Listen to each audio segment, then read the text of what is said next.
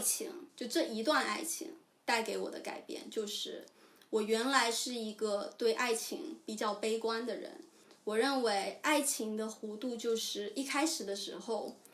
炸裂，然后呢浪漫烟花，那叫什么干柴烈火，然后呢慢慢的你就趋向于所谓大家所说的亲人一般的感情，然后呢慢慢要不就是往下走了，要不然就是你往下走一点，然后你就平这种感觉。然后呢我在跟他谈恋爱，其实就是经历了很多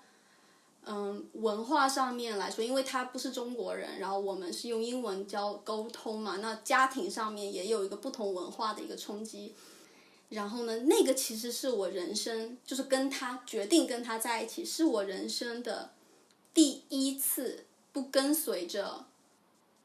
我父母也好，或者是我认为正确的路。我认为跟他在一起是一个错误的东西。为什么你认为跟他是个错误的？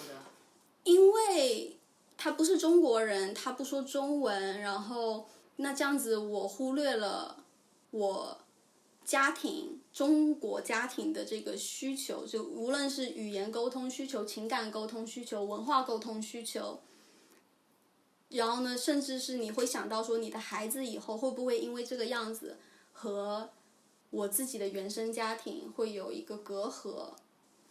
那所以你自己其实当时是有很多这些 concern 的，那你还是毅然决然的做了决定跟他在一起。对，所以说我所说的这些成长不一定是这个爱情带来的，而是人生中你就会遇到一些事情，然后呢会让你渐渐发现自己想要的是什么。所以这些东西我可能以前的话会根据这个社会想让我要什么，我身边的人家庭朋友想让我要怎么做，或者我认为他们想让我怎么做而去考虑那些。但是我现在经过比如说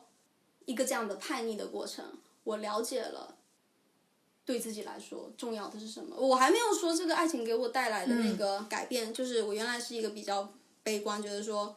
就找一个人过活就好了，就并不是说什么很伟大的事情。所以说我其实没有打算跟他天长地久。这是你的爱情观哦，因为我觉得你的爱情观一开始应该原本我觉得你应该是那个红化马车会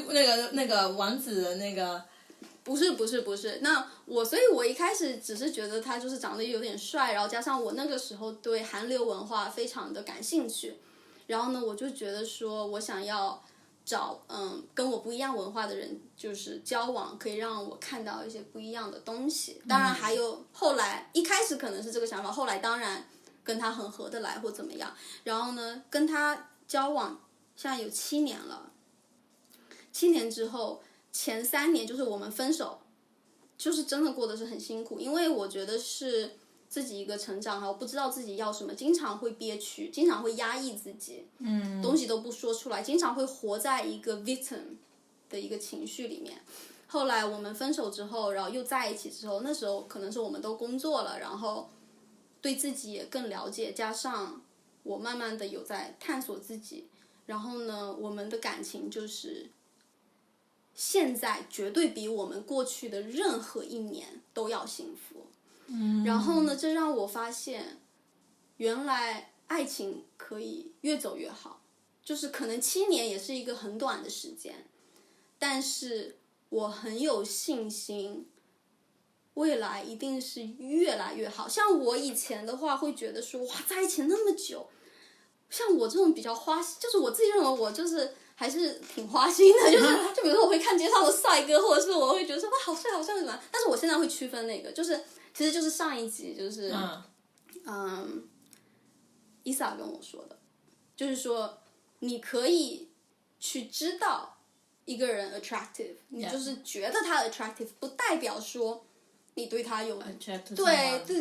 就是这种东西，然后呢我觉得是有区别的，所以说我现在就可以大肆的夸赞男人了，哇你好帅啊，就是我有个朋友男朋友真的超帅，然后呢我第一次看到比我男朋友还帅的人，就是居然在我这种有色眼镜里面。你有考虑过你朋友的感受吗？没错，就是我就是会考虑他的感受，然后呢我每次就是比如说有她男朋友在场的时候，我都不知道我内心都是什么感觉，我觉得他很帅，我就明显能感受到那种紧张感，然后感受到那个紧张感，我就会有一种很背叛了我自己的感情的。然后自从上一集之后，我就觉得没有什么的呀，我还是肯定更爱我自己的男朋友，就我又不认识这个人，他只是表面上很帅，所以说我就迫不及待，下次见到他一定要跟他说你男朋友真的很帅，我一定要好好的让他来了解一下她男朋友到底有多帅。就是 you can find someone is attractive, but it doesn't mean you attract to someone.